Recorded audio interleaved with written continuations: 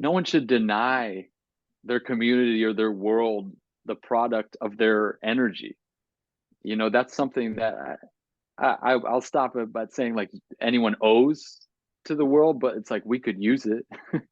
If there's something that actually lights you up and generates energy and momentum, that will probably be a helpful and I don't know, nutritious thing.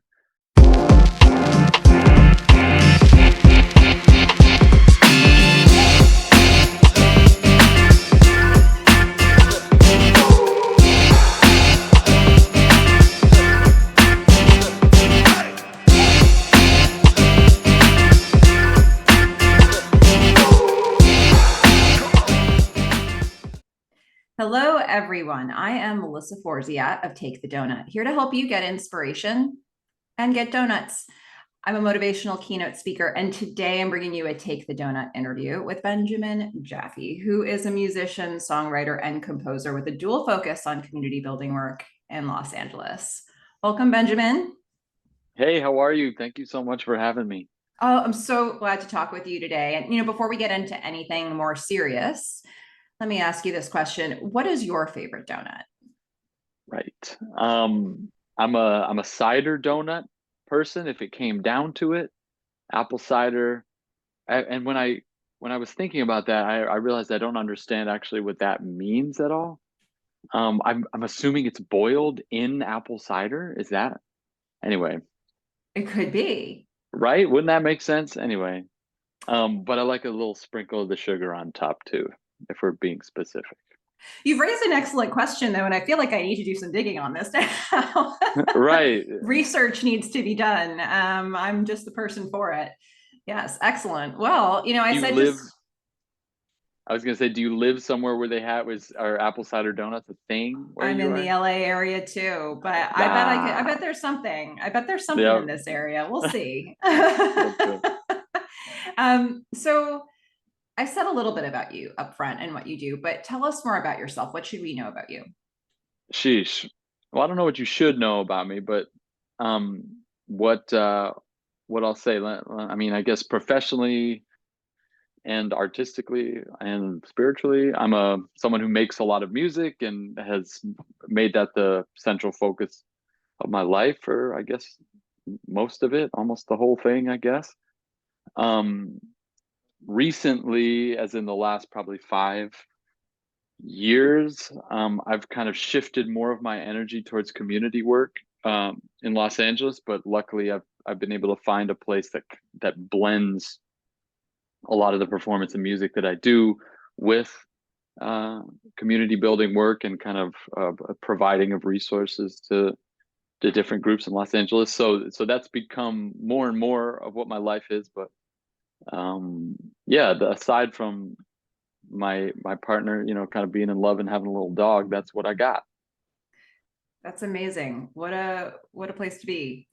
I mean, it's so awesome. For those who are wondering about the donut questions here, let me reset this conversation for you. So, my theme is something I call "Take the Doughnut," which for me is another way to say "Carpe diem."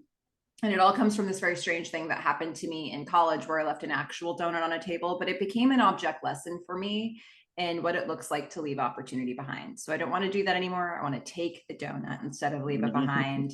And I'll link a video here for those who haven't heard it before. But basically, this conversation is all about what it looks like to go after opportunity in life, practically speaking, day to day. What does that mean for us as humans? So let me start with this question for you. How are you with going after goals? What is that process like for you? um, Gosh, I think goals. It's funny.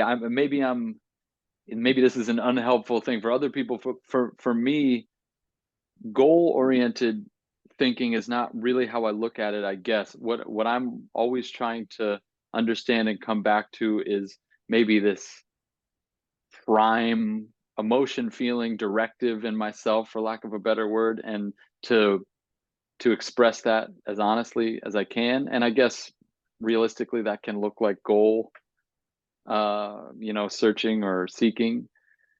in a lot of ways. I mean, it's when I was a kid, I'm from the East Coast, and right after high school, I think I very clearly had a goal, which was to be uh, someone who kept music at the center of their life. And so that's something that yes, I did pursue in like kind of a very like the classic move, like let's move to LA. But that was an opportunity actually. That was less of a goal and more of an opportunity that presented itself for me to be able to move there. Um, so I took it when I was 18 and I guess, yeah, pursued it in that sense. I think that's what we're talking about, right? Yeah, and it sounds like you're pursuing a feeling more so than an idea. Yeah, I think the specifics, maybe just some of what I've learned or gravitated towards over the years has been less about um, specifics along material lines or like, well, I want to be in this position because often when I've pursued specific things like that and I don't know, achieved them, the reality of them wasn't what I was looking for anyway. So it's become more important, I think, for me to understand what I'm actually uh, needing or seeking to complete, which again, maybe just sounds like going after goals. I don't, but for some reason that vocabulary is something that I don't know, I just don't employ, you know? This is so cool. I mean, it's a different lens to look through. I don't know that I've talked with anybody who's answered the question that way, and I kind of love it. Okay. Yeah, like I want to do it now. I want to try my next 5 decisions in that way and see how it goes. That's amazing. So when you're going after something that feels good, when you're, sort of moving in a new direction or taking an opportunity, what keeps you motivated? I mean, you've done some pretty important big things in your life. So like not, some of those things take a lot of time and effort to do. How do you stay motivated in that process? Right. Yeah, well, I'll say it doesn't always feel good, that's for sure. And that can sometimes, again, I'm someone who is, I don't know about attracted to uncomfortable feelings, but I'm definitely curious about them a lot of the time. So if there is something that's presented to me that doesn't necessarily feel good, but there is that curiosity or I don't know, just a will to understand. I think I just love learning things. That's what activates me in some of the deepest ways. So that, to answer your question, I think keeps me moving forward, curious, motivated, interested. Um, but it isn't necessarily about the continuance of good feelings or like, oh, this feels good, let me keep going. It's kind of like, why is this feeling? And the curiosity of that is, I don't know, it generates a lot of momentum for me. That's awesome. So the momentum gets generated, but let's say at some point a challenge comes up and sort of brings it to a, grinding halt. Is there a particular brand of challenge for you that just keeps coming up no matter what it is you're doing or working on or experiencing? Oh God, yeah. I think like the first thing that comes to mind, anything, I'm just not a gifted organizational thinker in a lot of ways. And what I don't mean like as far as an organization like an administration or anything. I'm someone who has a lot of trouble focusing and organizing myself. So that always comes up and like gets at me no matter what I'm doing. I can't escape it. And I try and avoid it a lot to my detriment. You know, it always gets worse when I do it. So yeah, sometimes I'm like forced to the mat with one of these challenges. Like, you get your shit together. Like you can't, I don't know, you don't have time to learn this piece of music for this job because you blew it on something else because you didn't organize that or blah blah blah. So anyway, I don't know if I'm answering the question really, but those are where my Yeah. main challenges You are, but are. for what it's worth, the process of organizing this was easy with you. So I don't know. Like I just gonna put it out there. Okay, that's good. Maybe I have it built up a little bit Your bar is in my. very high, perhaps. Uh, But yeah, well, you and I probably think I have some have to really work. complex things to organize too. I I guess so because again, a lot of what I do, even in music, is around organizing groups of people and presenting performances and hopefully building bridges between like pretty diverse groups, and that takes a lot of organization. But for me, it just comes out in the only way I can do it is just like perseverance. I just don't stop generally, so that's how I'm able to do it. Whereas I think a lot of other people could be able to make it happen with fewer steps. You know what I mean? Yeah.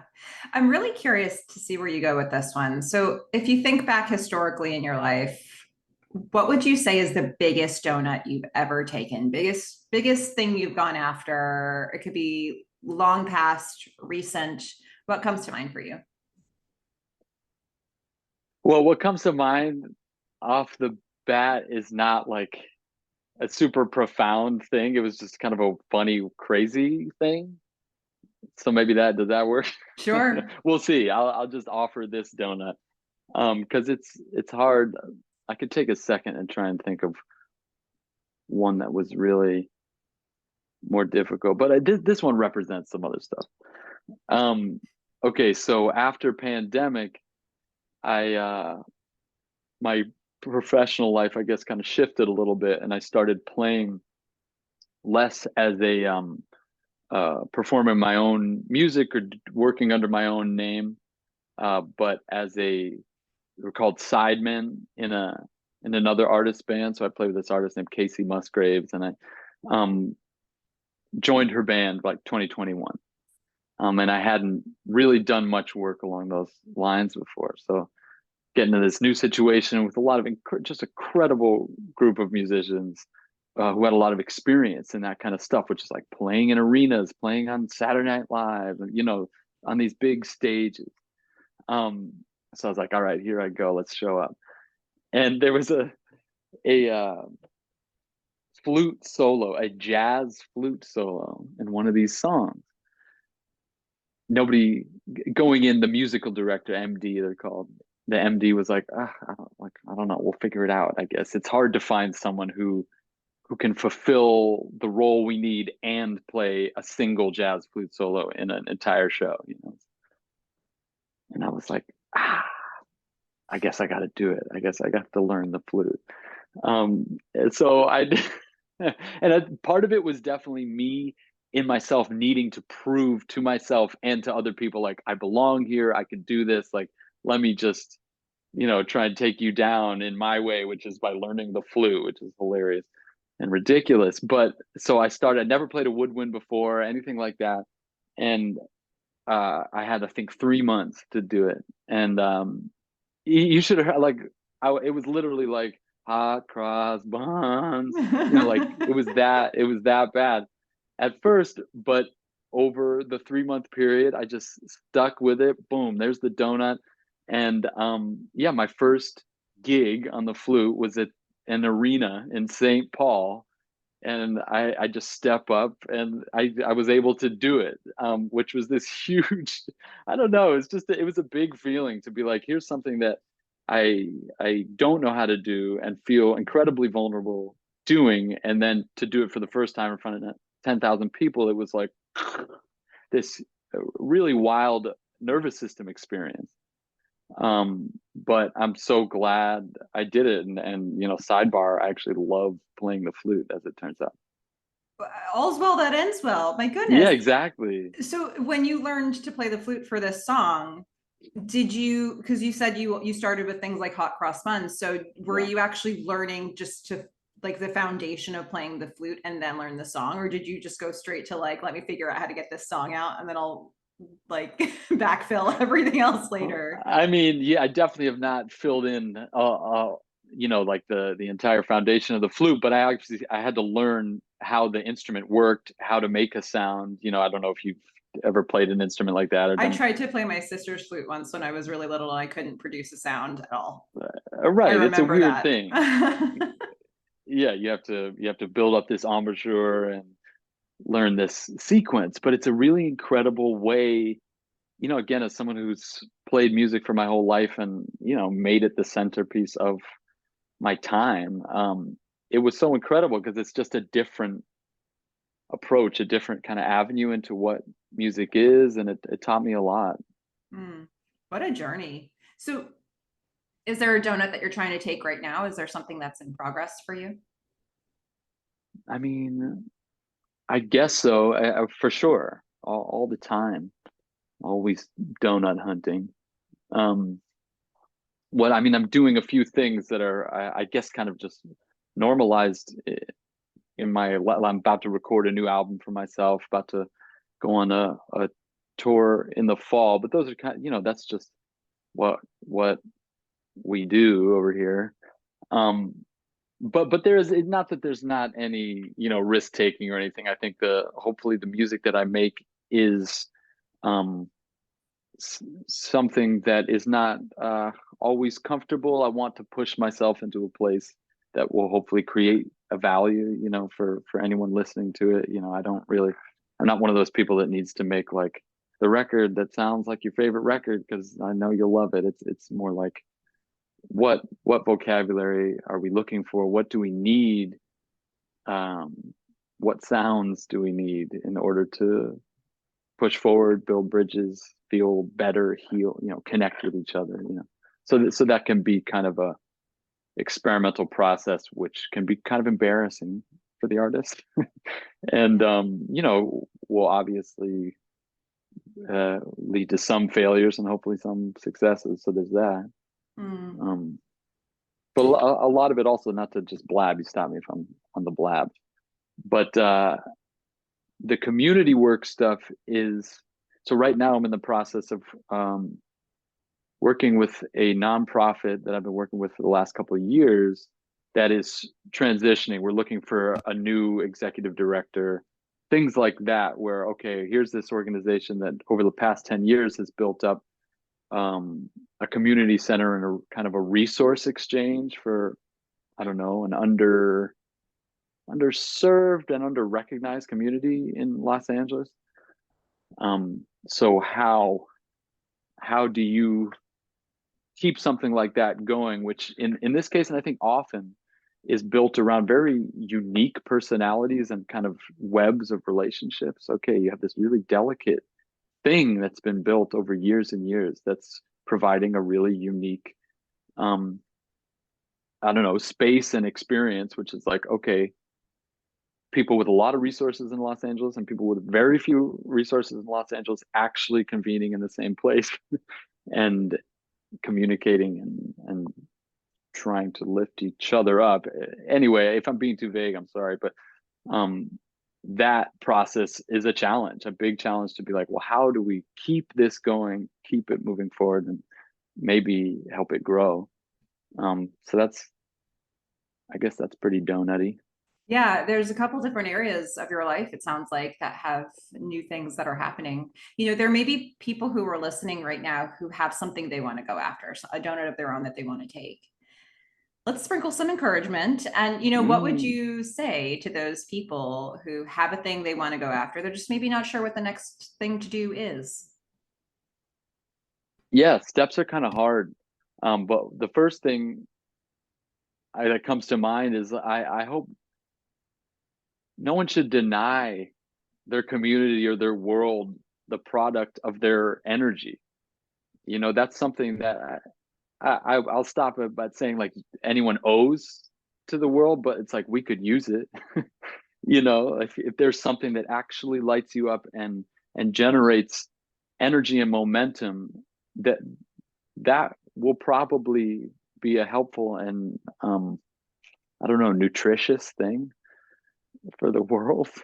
And when it comes to steps, yeah, that's so difficult, and that's why I feel really lucky actually in my kind of musical education, because so much of my time in it has been around improvisation and understanding what that feels like and how to do it. And that is not confined to music at all. And the reality of it is like you're gonna sound weird sometimes, and that's okay. Like you have to build this vocabulary through speaking, and by that I mean action. Um, so yeah, we do have to accept that we're going to have to pull on our resilience, on our strength. You actually have to be brave, and that's all good. It's I don't know, required, I guess. And again, that is such an empowering thing because of how uncomfortable it can feel. That's what an inspiring thing for us to hear, I think. And that idea you started with too, of like the world kind of needs you to, we want to see what it is you Yeah. bring. Like don't withhold it. It's sort of like the opposite side of that as well. If people are interested in following your journey, and I hope this made them feel interested to follow your journey, where can they find you? Well, speaking of organization, I can like barely manage one social media platform, which is Instagram. Um, so you can look me up on that and communicate with me if you want, send me messages or whatever. Realistically, I'm constantly trying to build some sort of structure that I will actually engage with and upkeep as far as communicating with a larger group of people. But for now, that's how I speak to whatever community is interested in my work, is just through Instagram. Well, everybody make sure to check out Benjamin's Instagram. I'll put a link in the description for that. Gracias. And if you liked hearing his story, be sure to like and subscribe, because there are plenty more inspirational interviews still to come. But in the meantime, thank you so much for talking with me, with all of us, about taking the donut and what that looks like. Oh my God, thank you for having me. This was really fun. Yeah. Okay, everybody. Well, you know what to do. Go out there, get inspiration, get donuts. Bye, everyone.